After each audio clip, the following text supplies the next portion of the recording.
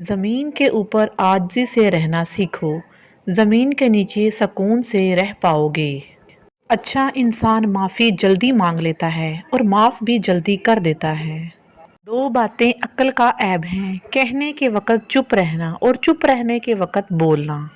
جو مقام شکوے کا ہوتا ہے وہی مقام شکر کا بھی ہوتا ہے، لیکن ہم اس مقام پر شکوہ جلدی اور شکر دیر سے ادا کرتے ہیں۔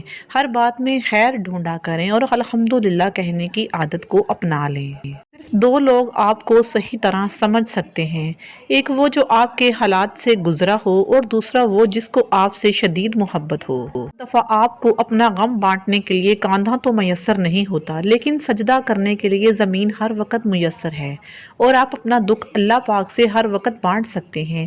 یہ سہارا سب سہاروں سے بڑا سہارا ہے۔